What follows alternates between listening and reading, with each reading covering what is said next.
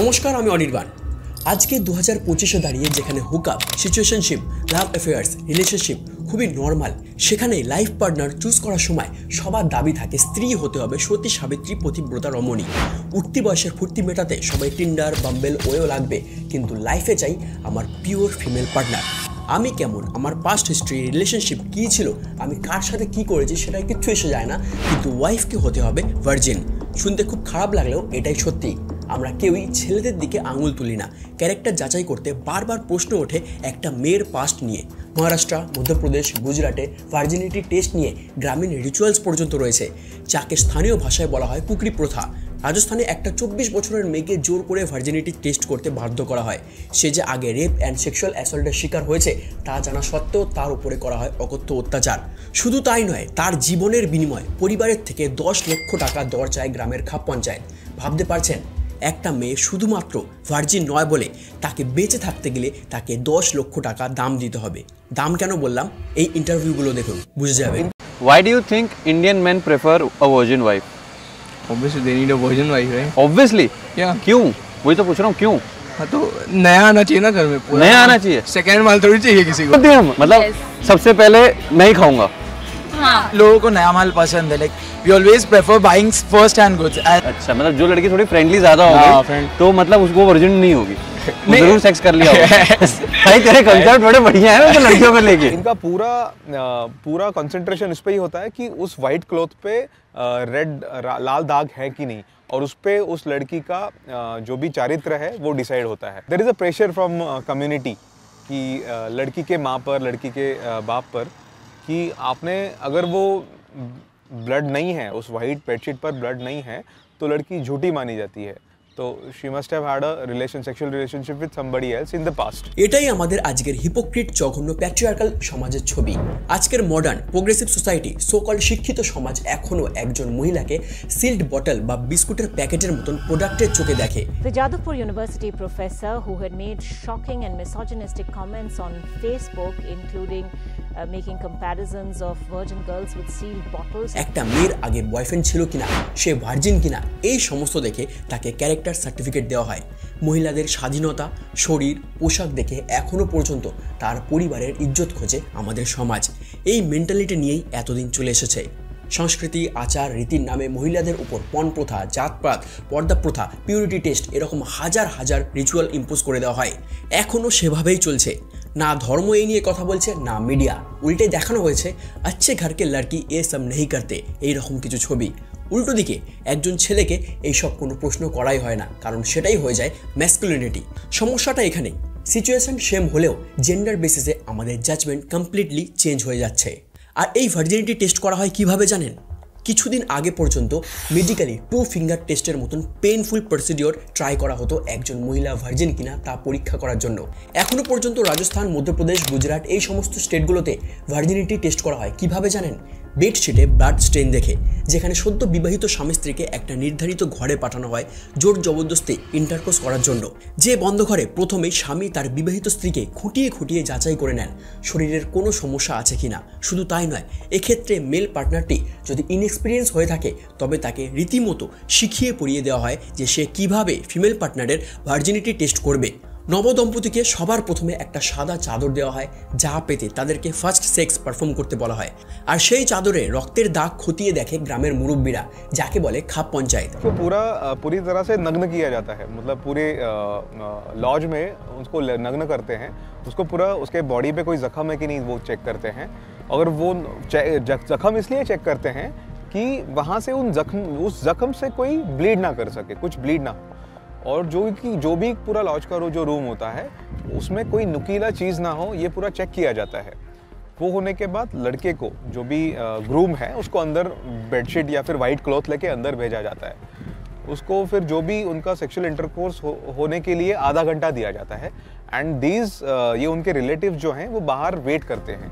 If you are not able to perform, if that couple is not able to perform, तो ये उनको help भी पूछते हैं कि दे ऑफर अ हेल्प, कि आपको कोई हेल्प चाहिए क्या। अभी हेल्प मतलब क्या, तो उसकी भी इन्होंने सीमा, मतलब परिसीमा पूरी ये कर ली है। तो हेल्प ऐसी है कि they show you, they ask you, do you want to watch any kind of a blue film, they provide you medicine, they offer you medicine, लड़का और लड़की दोनों को, और उससे बद्दी बात मतलब ऐसे बहुत सारे इस कम्युनिटी में किस्से हुए हैं कि उस लड़के के या फिर उस लड़की के जो भी रिश्तेदार होंगे, अगर वो हस्बैंड वाइफ बाहर खड़े होंगे तो वो अंदर आके डेमो बताएंगे कि ऐसे नहीं ऐसा करना है। এখানেই শেষ নয়, বিয়েতে নিমন্ত্রিত এক হাট লোকের মাঝে পুরুষটিকে জিজ্ঞাসা করা হয় তার মাল খাড়া না খোটা। ভেবে দেখুন একবার কতখানি লজ্জাজনক। मराठी में बोलते तेरा तुला दिलेला माल कसा होता, तो फिर वो लड़की सही रहेगी तो फिर वो लड़का बोलेगा कि मेरा माल खरा खरा खरा, अगर वो गलत रहेगी तो मराठी में बोलेगा मेरा माल खोटा खोटा खोटा। রিসেন্টলি সার্ভে থেকে জানা গেছে 100 জনের মধ্যে শতকরা মাত্র 40 থেকে 46 জন প্রথমবার সেক্সের সময় ব্লাড ইমিশন বা হাইমেন টিয়ারের মতন বায়োলজিক্যাল সিচুয়েশন ফেস করে। আমরা সকলেই কম বেশি জানি ফিমেল বডিতে ভ্যাজাইনাল ওপেনিংয়ে এই রকমের মেমব্রেন থাকে যাকে বলে হাইমেন, কিন্তু আমরা বেশিরভাগ যেটা জানি না সেটা হলো এই হাইমেন এরকম ফুললি কভার্ড নয়, এরকম পারফোটেড বা ভ্যাজাইনাল ইনার লিনিংয়ের মতন হয়ে থাকে, যা প্রথমবার সেক্সেই বাধ্যতামূলকভাবে রাপচার হয় এবং ব্লাড শিড হয় সেরকমটা মোটেই নয়। হাইমেন একটা ইলাস্টিক টিস্যু শিদ, যা সমস্ত মহিলাদের শরীরে থাকে তেমনটাও নয়, থাকলেও হার্ডকোর এক্সারসাইজ করা, সাইক্লিং, সুইমিং কিংবা জিমন্যাস্টিক ক্ষেত্রে হাইমেন ব্রেক হতে পারে। কাজেই এটা প্রমাণিত যে হাইমেন টিয়ার হওয়া কিংবা ব্লাড রিলিজ হওয়াই ভার্জিনিটির 100% রিলায়েবল টেস্ট নয়। ইনফ্যাক্ট এখনও পর্যন্ত এমন কোনো ঠিকঠাক মেডিকেল টেস্ট নেই যাতে 100% শিওরলি বলা যায় যে একজন মহিলা ভার্জিন নন। কিন্তু ওই যে কুকরি রিচুয়াল একটু আগে যেটা এক্সপ্লেন করলাম, সেই অনুযায়ী কাঞ্জারভাত, সাঁসি ছাড়া এই সমস্ত কমিউনিটির মহিলারা যারা এই ঘৃণ্য পরীক্ষায় পাস করতে পারে না তাদের উপর শুরু হয় অত্যাচার, মারধর, এক ঘরে করে দেওয়া, টাকা চাওয়া, হুমকি দেওয়া, অপমান করা হয়। এবার অনেকেই মনে করবেন হয়তো এসব তো গ্রামের ঘটনা, শহরে তো এরকম নির্লজ্জভাবে কেউ ভার্জিনিটি টেস্ট করে না। হ্যাঁ, আক্ষরিক অর্থে সেইভাবে কেউ এক্সামিন না করলেও মেন্টালিটিটা কিন্তু সেই একই প্রশ্নের আশেপাশে ঘুরতে থাকে, আর ইউ ভার্জিন?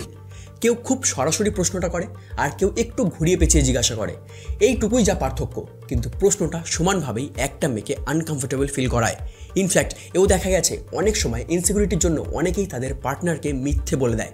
উল্টো দিকে অনেক সময় দেখবেন ছেলেরা কিন্তু বরং বেশি রং চড়িয়ে বিষয়টাকে প্রেজেন্ট করে, যে বিষয়টা মেয়েরা লুকিয়ে যায় সম্মান বাঁচাবে বলে সেটাকেই ছেলেরা খুব প্রাউডলি ম্যাসকুলিনভাবে প্রেজেন্ট করে। এখান থেকেই পরিষ্কার হয়ে যায় কতটা ফ্লড মাইন্ডসেট নিয়ে আমরা এগোচ্ছি।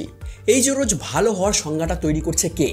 এই যে কনস্ট্যান্ট চলতে থাকা জাজমেন্টের ভয়ে যে ছোট ছোট মেয়েগুলো প্রথম থেকেই একটা গিল্ট বা ফিয়ার সাইকেলের মধ্যে ঢুকে যাচ্ছে, তার দায় কার?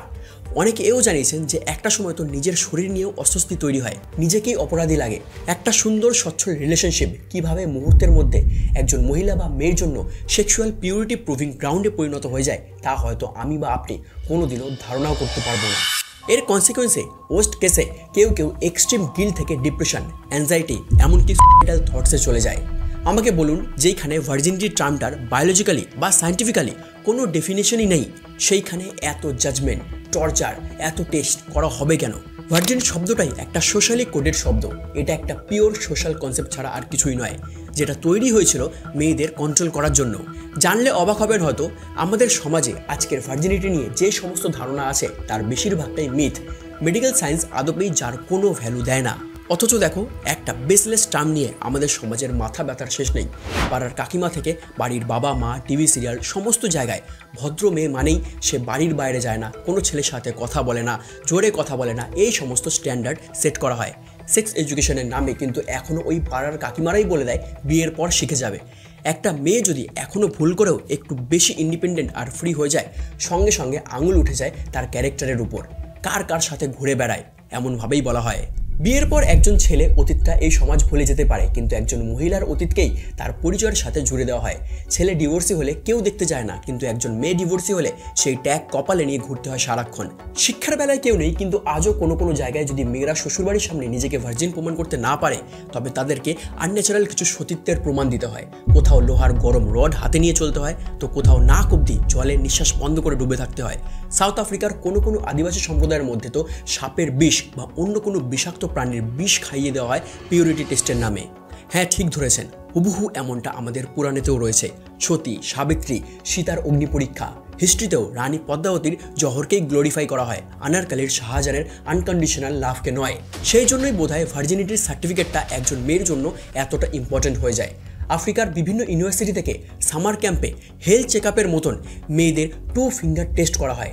আর কেউ যদি এই পেইনফুল প্রসেস সাস্টেন করতে না পারে তাদেরকে প্রাউডলি ভার্জিন সার্টিফিকেট দেওয়া হয়। কোন জায়গায় আমরা বাস করছি একবার বুঝতে পারছেন? এই একটা অ্যালিগেশনের চক্করে লাস্ট কিছু বছরে হাইমেনোপ্লাস্টি বা হাইমেন রিকনস্ট্রাকশন সার্জারির সংখ্যা অনেক গুণ বেড়ে গেছে। বাজারে এখন fake hymen membrane blood releasing pill বিক্রি হচ্ছে। অনলাইনে কখনো গুগল করে দেখবেন কিভাবে কাজ করে এগুলো। একজন মহিলাকে শুধুমাত্রই তার মেল পার্টনারের সামনে নিজেকে ভার্জিন প্রুভ করার জন্য এই সমস্ত উপায় বেছে নিতে হচ্ছে। বিশ্বাস করুন, কিচ্ছু করার নেই। যেখানে এতটুকু বিশ্বাস নেই সেখানে এই ছাড়া কিচ্ছু করার থাকে না। সমাজ আমাদের এমন জায়গায় টেনে এনেছে। ইভেন মধ্যপ্রদেশের কৃষ্ণা ইন্দারকার তার স্ত্রী অরুণা ইন্দারকার এই রিচুয়াল না মেনে কোর্ট ম্যারেজ করার ডিসিশন নেয়। এখনও আমাদের সমাজে তারা এক ঘরে। প্রশান্ত ইন্দারকার ও তার 3 বন্ধু এই নিয়ে অ্যাওয়ারনেস রেইজ করতে চেয়েছিলেন।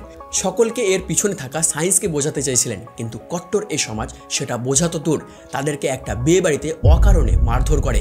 বিবেক তামাই চাকারের মতো লোকজন এই কুপ্রথা অন্ধবিশ্বাস নিয়ে ফেসবুকে সাপোর্ট রেইজ করতে সফল হয়, আর সেই প্রোটেস্টের নাম দেন stop the V ritual.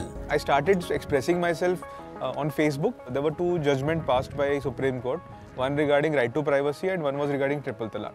So I just wrote regarding that ki if these issues and if there is a right to privacy will be considered as a fundamental right, then मेरी community में तो उसका बहुत बड़ा violation हो रहा है। This group named as Stop the V Ritual। 2013-তে এবং 2022-এ অনারেবল সুপ্রিম কোর্ট 2 ফিঙ্গার টেস্টের মতন ভার্জিনিটি টেস্টকে ভিত্তিহীন বলেছেন। এমনকি এই ধরনের প্র্যাকটিস কোনো ব্যক্তির right to privacy and right to ডিগনিটির বিরোধিতা করে। এই কারণে এই ধরনের ম্যাল প্র্যাকটিস বন্ধ করারও আইন করেন।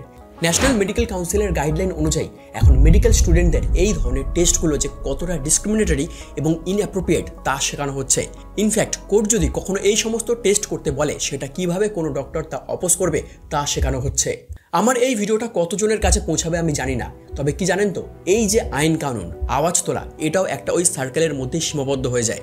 রেপের মতন অপরাধের জন্য তো ডেথ পেনাল্টির মতন সাজা আছে, কিন্তু তাহলে কি রেপ হচ্ছে না? আজও রাস্তাঘাটে চলতে ফিরতে অসংখ্য মহিলাদের ধর্ষণের শিকার হতে হচ্ছে। একটা বছর পেরিয়ে গেল, অভয়া বিচার পেল কি? সমস্যাটা আমাদের মানসিকতাই এমন তৈরি হয়েছে, কাজে মেন্টালিটি চেঞ্জ করাটা খুব জরুরি। এই যে সেক্স বা পাস্ট রিলেশন এগুলো একান্তই কোনো কাপলের ব্যক্তিগত ব্যাপার, তাই না? সেখানে সমাজের কি কাজ? আমাদের সমাজকে বুঝতে হবে virginity is not a badge of honour or shame, it is part of individuals private life, not a public certificate.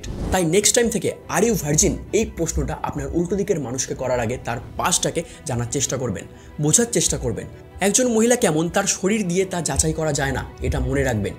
মানুষটা কেমন সেটা প্রমাণ করে তার ব্যবহার, পার্সোনালিটি, অনেস্টি আর তার মোরালিটিস, তার social status, past relation, sex life নয়। কাউকে সম্মান করতে গেলে এটা বোঝাটা জরুরি। এই বিষয়ে আপনার মতামত অবশ্যই জানাবেন, আর সহমত হলে শেয়ার করবেন। ধন্যবাদ।